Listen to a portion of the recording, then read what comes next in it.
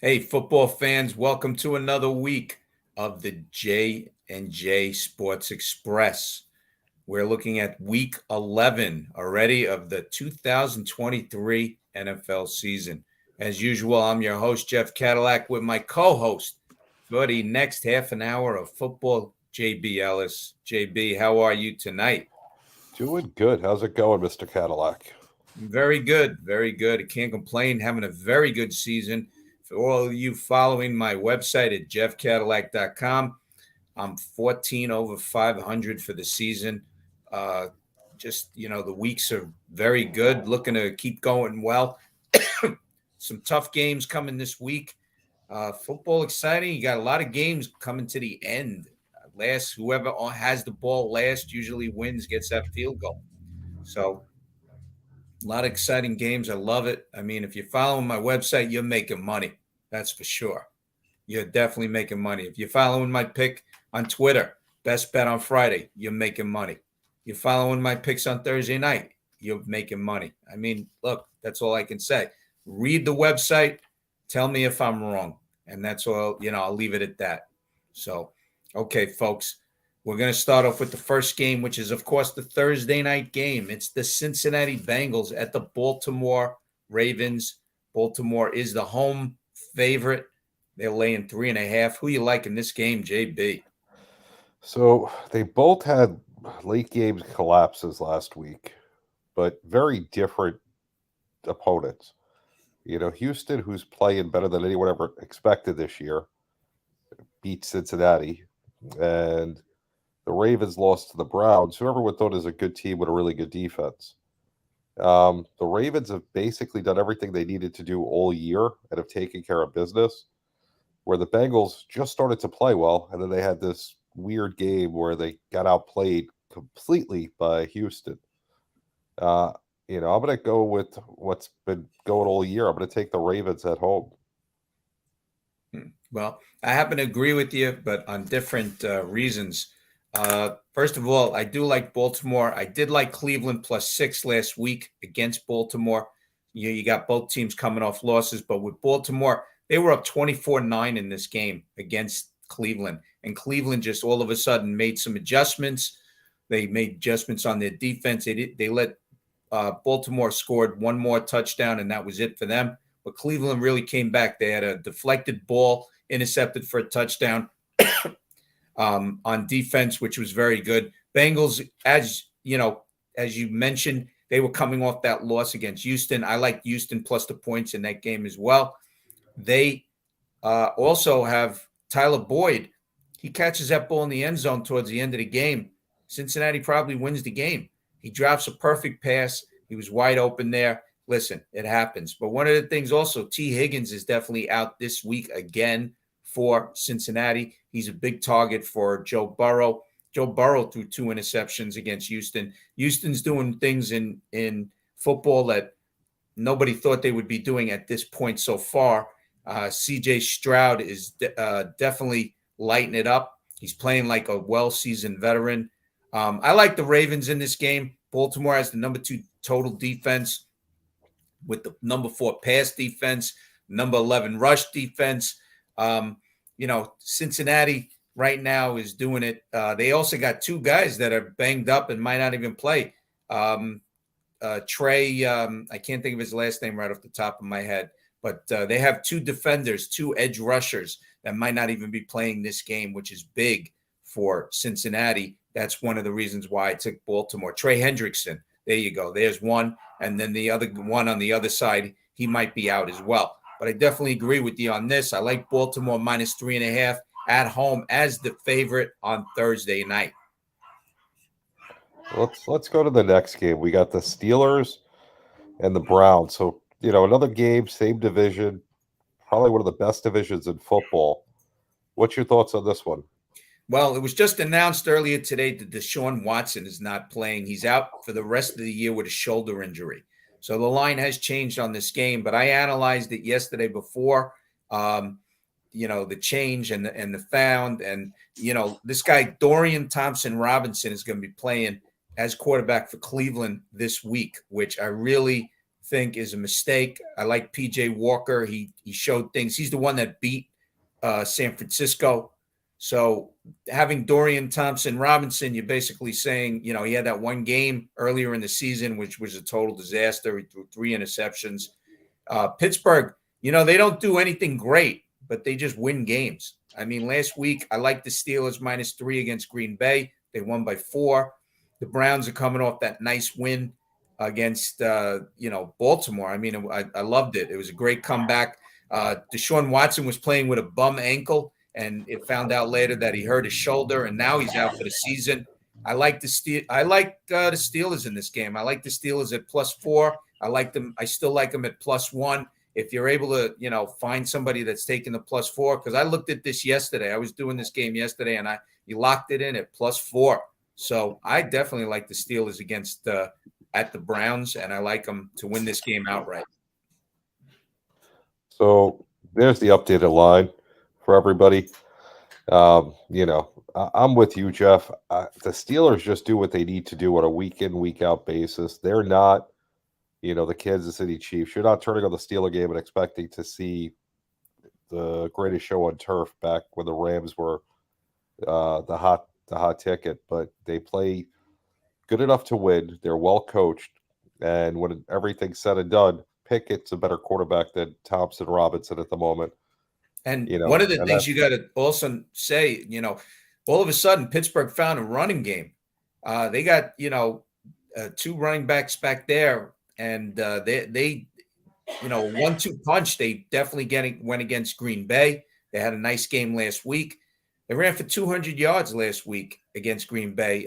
It might be a little tougher against the Browns, but I can tell you that with this guy Thompson in there and making mistakes, the Steeler offense is going to have plenty of time on the field, and the Browns defense is going to be worn down. Yeah, I mean, I agree with you. Late in the game, I see the Steelers start to open up the running game even more. Yeah, that's the main thing when you see these teams with that control of possession, kind of like old school football, back in the day when the Giants were really good. Emmitt Smith would run the ball when he was with Dallas. Guys would run 20, 30 times a game, and the defenses would get tired and worn down, throughout the whole game. And I see something like this similar to, in this game on Sunday. Well, Kenny Pickett is the type of guy he needs you don't have to have a great running back behind him. You just need to have something that's reliable and decent, something that's going to pull that secondary in. Okay. This is why you need a running back in the game of football. You need a reliable guy. If you have no running game, you are going to lose eventually, because secondaries are just going to sit back in there and wait for the pass. And when you have at least a reliable running back that you can rely on, maybe even 1 or 2 guys, that sets the secondary saying, well, what are they going to do? You always want to have them guessing. And in this case, if Pittsburgh can have a consistent running attack, they're going to win more ball games than they lose. It's just, it's a matter of fact. No, I agree with you completely. I see the Steelers winning this game. I think they were going to win the game with Deshaun playing. Without Deshaun, I'm completely confident. I wouldn't even look the other way. It's a tough loss for the Browns, who, had a special win against Baltimore. It was a great comeback, and this is a huge blow to the team. But really interesting to see, and, I think the Steelers capitalize this week. Definitely. Let's go to the next game. We got the Jets going up to Buffalo. The Bills are -7. I don't even know what to think about this one, because the Bills couldn't take care of the Broncos. They actually blew that game. And, let alone forget about covering the spread for a second. Let's just talk about winning games. They gave the game away. That's a big problem. You can't do that in the NFL. You can't have losses where you hand the team a game. They blew it on 2 fronts. They turned the ball over like 4 times, and they had penalties up the yin-yang. And when you combine those 2, you're definitely going to lose. On the last play of the game that Denver was making that kicking the field goal, Buffalo had 12 men on the field, and Denver missed the field goal. So if they had 11 and he misses the field goal, the game is over. But because Buffalo had 12 men on the field, they got another kick. They kicked it through. Denver gets the big upset on the road. I love Denver with 7.5. You like the Bills. I know last week you thought Bills were going to destroy Denver, and Denver was not even in the running. But hey, listen, I like Denver. I thought it was due. Buffalo's very overrated, but moving forward in this game, I got to tell you, I like the Bills to regroup, make some changes. They fired their offensive coordinator after the game, Ken Dorsey. They got a new Brady is like the quarterback's coach. He's gonna, and the Jets are just a mess. I mean, last week against the Raiders on Sunday night, I like the Raiders in that game too. The Jets, too many penalties again, undisciplined team, and they even almost pulled it out. The Jets almost pulled it out on a Hail Mary. Garrett Wilson had dropped the ball in the end zone, and but the Raiders, they're not a great team, but the Jets couldn't even beat the Raiders, and the Raiders got plenty of problems. Jets couldn't stop the run, by the way. The Jets, everybody talks about how great a defense they have. They have the 31st ranked rushing defense in the NFL. And the Bills with Cook and Murray had 200 yards rushing against Denver and still lost. So I can tell you right now what the Bills are going to do on Sunday is they're going to run the heck out of the ball against the Jets.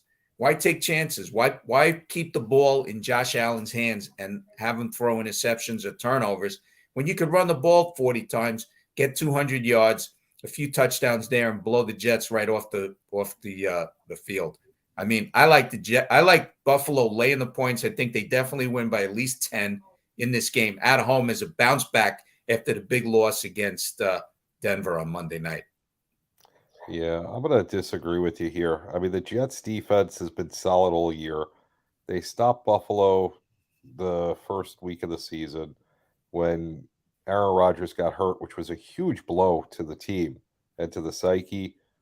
I don't think at any point of the Jets season was any lower than the fourth play of the game when he got hurt. So I think that they're going to stay in the game. I don't think they're going to win, but I think 7 points is too much for the Bills. The Bills are still trying to find themselves. All this talent, and yet they're just not connecting. I don't think it happens this week with a new offensive coordinator. The Jets have to clean up the game. They can't have all those penalties. Zach Wilson actually played a better game last week. If he continues to improve with the tutelage of Aaron Rodgers on the sidelines, I think the Jets have a lot of talent, and 7 points is too much with the way the Bills have been playing at this point. Well, I got to disagree with you because there's two things that are playing against the Jets. Okay. Number one, this is a Buffalo Bill bounce back week off the big loss on Monday night. And second, it's a revenge game against the game one against the Jets that the Jets won against Buffalo.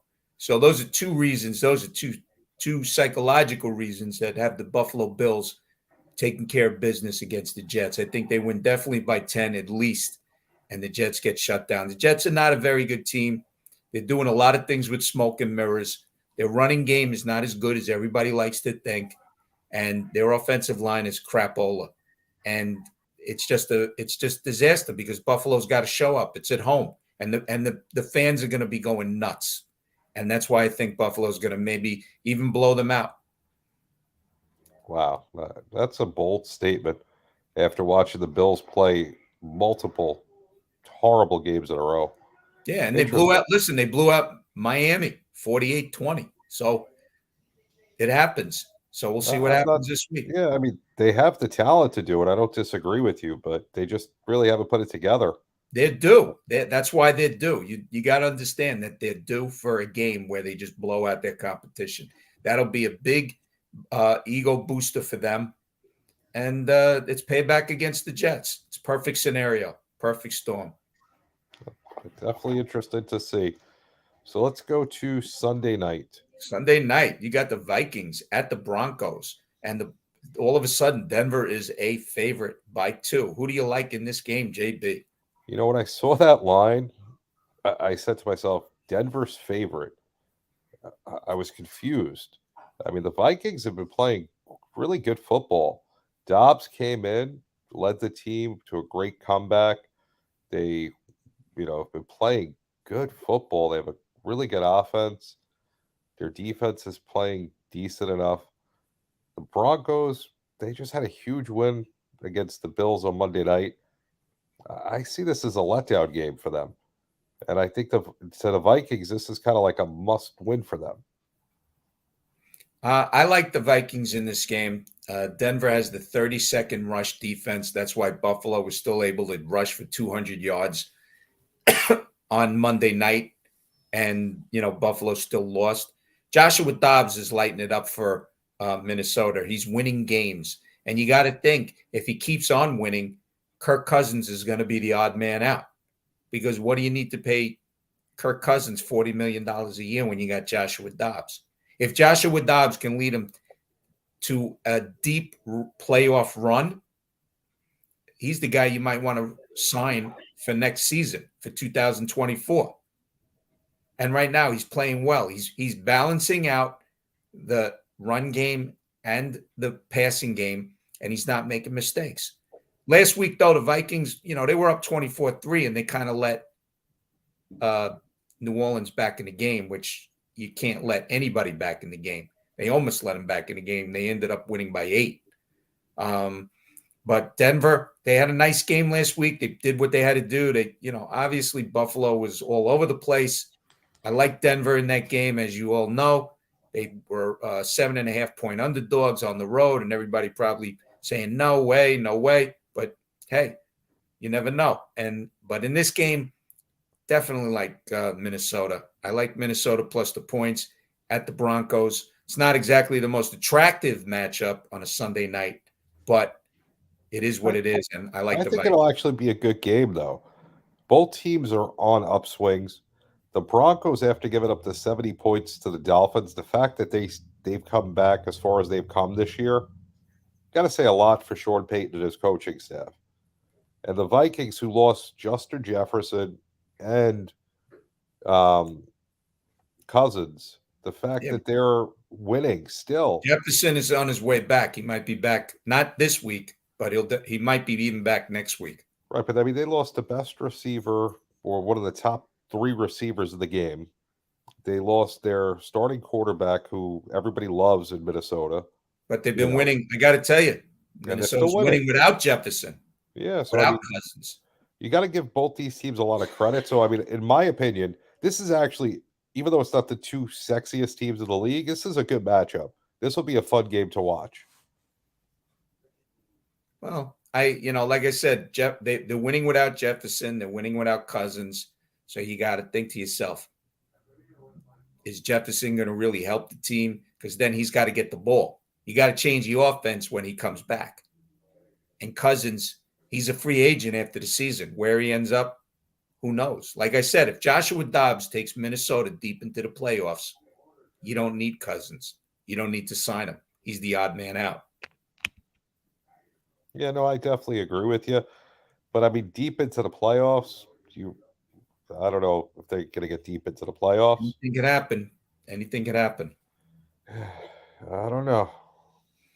But let's go to anyway, Monday night. Monday Night Football is the matchup everybody wants to see. This is going to be the matchup. You got the Eagles at the Chiefs. Chiefs are the favorite on Monday night, laying 3. This is a Super Bowl rematch. I want to hear your thoughts, JB. You can start off on this one. Well, I mean, I think this is, finally the game that on Monday night we've all wanted to see. Look, some of these Monday night games have been horrible. I look at this game and I just wonder, how are the Chiefs going to beat the Eagles? I know that they're 3-point favorites, and I don't think the Eagles have played their best football yet, but neither of the Chiefs. I think this is going to be a great matchup. I think Jalen Hurts is going to outplay Patrick Mahomes, in my opinion, in this game. The Eagle defense, although the Kansas City defense this year has been phenomenal. They've kept, the opposing teams in check really well. I think the Eagles defense is a better defensive squad. I like the Eagles here. I mean, I think this is going to be a fun game to watch. I don't think it's going to be as high scoring as everyone thinks. I think it's going to be a low scoring game. and I think the Eagles are going to come out ahead. I like the Eagles. I happen to agree with you. You got both teams well rested. They're both coming off a bye. Before the bye, the Eagles beat Dallas by 5. They basically toy with teams. They toy with teams. They let you think that you have some kind of shot coming back, and you don't. They let you make your mistakes. Dak Prescott, on the 2-point conversion, as everybody probably already knows, he stepped out of bounds. Would have been a different game with a 3-point game instead of a 5-point game. But Philly did what they had to do. And Dak Prescott is who he is. He misses a guy wide open in the end zone, and he goes on a short, check down. You got the Chiefs before their bye. They played in Germany. They beat Miami. They were up 21-0 at halftime, and they didn't score another point in the second half. Miami came back with 2 touchdowns, but on a 4th down play, which was close towards the end of the game, near the Kansas City end zone, there was a bobbled snap, and Tua couldn't recover it in time, and he was sacked with the ball, and the game was basically over there. But it was very close to being tied up. That game is very close. Kansas City scares me on the fact that you don't want to put money on them because they kind of like make you very nervous as to what's going on. The offense is not moving as well as it has in past years. Okay. Travis Kelce can only catch so many balls per game.